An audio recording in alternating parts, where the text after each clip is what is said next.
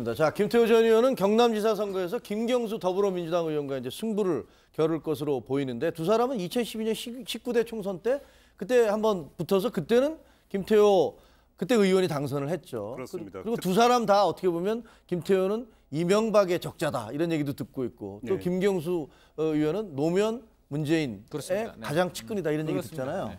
그 2012년 19대 총선 때 경남 김해을에서 맞붙었었죠. 네. 그래서 득표를 보면 김태호 그 당시 후보가 52%, 김경수 당시 후보가 48%였는데 이때 그 민주당 같은 경우는 이른바 낙동강 벨트라고 해서 여기에 그 총력을 기울이고 있었고 네. 거기서 사실 이제 초반에 김경수 당시 후보의 이제 발언도 상당 부분이 있었는데 방어를 해낸 걸 보면은 분명 그 경남지사까지 지냈기 때문에 김태호라고 하는 개인의 어떤 인지도나 이런 건 현지 지역에서 일정하게 있다. 있겠죠. 이건 평가를 해야 될 것 같은데요. 근데 중요한 것은 환경이 바뀌었다는 점이 있는 거죠. 뭐냐면 조금 전에 김태호 전 지사는 본인 스스로 올드보이라고 했는데 그런 문제를 떠나서 저분이 후보로 나옴으로써 올드 이슈가 다시 부상될 가능성이 대단히 높다라는 겁니다. 예를 들어서 저분은 2010년에 이명박 정부 때 그 총리로 근데 청문 과정에서 낙마가 된 적이 있었는데 그랬죠. 이때 어떤 올드 이슈가 다시 어떤 뭐냐 선거 과정에서 다시 어떤 공방거리가 될 가능성도 있는 것이고 무슨 업자하고 사진을 찍어 나는 그 사람을 모른다 그랬는데 무슨 나중에 사진이 나와서